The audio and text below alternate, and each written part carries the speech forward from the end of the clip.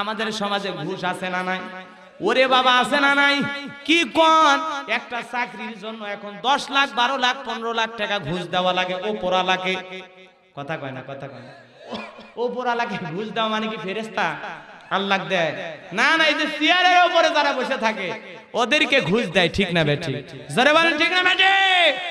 শোনো এই দেশটার গল্প করি, দেশটা মনে হয় স্বপ্নপুরী, সুদখোর ঘুষখোর মদখোর জুয়াখোর হেথায় আছে ভুরি ভুরি, হেথায় আছে ভুরি ভুরি।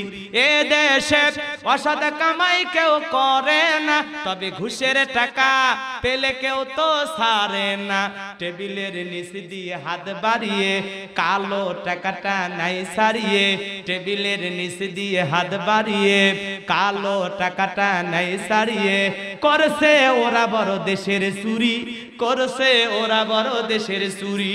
শোনো এই দেশটার গল্প করি, দেশটা মনে হয় স্বপ্নপুরী, সুদখোর ঘুষখোর মদখোর জুয়াখোর হেথায় আছে ভুরি ভুরি, হেথায় আছে ভুরি ভুরি।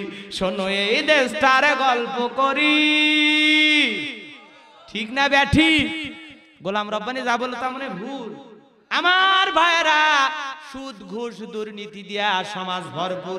আগেকার মানুষ তো সুদ গোপনে খাইতো, এখন তো গ্রামে গ্রামে সুদের সুমতি হয়, সুদের হাল খাতার অনুষ্ঠান হয়। কথা কোন এই মুসলমান? ঠিক না বাটে? সুদ খায়া ভুরি বানাইছে হাইব্রিড ভুরি। কি ভুরি রে সুদারু! হায় হায় হায়! ঘুষ খায়া দুর্নীতি কইরা পেট হয়ে গেছে। মহিলা মানুষ আর পেট দেখে লজ্জা পায়, এত পেট বড় হয়ে গেছে। হাই রে ভাই, গত বছরই ঈদে একটা ওইরকম পালোয়ান পাইছিলাম। লোকটা আমার হাত ধরে বলতেছে, হুজুর আপনি ঈদের নামাজ পড়াইতে আসছেন, আপনার দেখে আমার কলিজা ভরে গেছে, এত সুন্দর বক্তব্য ভালো লাগলো হুজুর, আসেন আপনার সাথে বুকটা মিলায়। ও খালি আমারে টানে, আমি তো বুক খুঁজে পাই না। কোলাকুলি হচ্ছে না, খালি পেটা পেটি হচ্ছে, পেটের সাথে বাড়ি খাচ্ছি আমি। কি বুঝলেন? হাই রে পেট! এরকম কিছু হাইব্রিড শয়তান দেশে আছে না? না এ কথা বলেন, আছে না? এরাই সবসময় ইসলামের বিরুদ্ধে, আলেমের বিরুদ্ধে, কোরআনের বিরুদ্ধে, হাদিসের বিরুদ্ধে কথা বলে। ঠিক না ঠিক? আমার ভাইরা, চলুন যে আলোচনা করতেছিলাম, গোরস্থানের দারোয়ান ঘুষের সিস্টেম চালু করে দিল। জনগণ ঘুষের টাকা দিতে দিতে এত টাকা হয়ে গেল, টাকা রাখার জায়গায় নাই। এইবার গোরস্থান দারোয়ান বাদশার দরবারে হাজির হয়ে গেছে।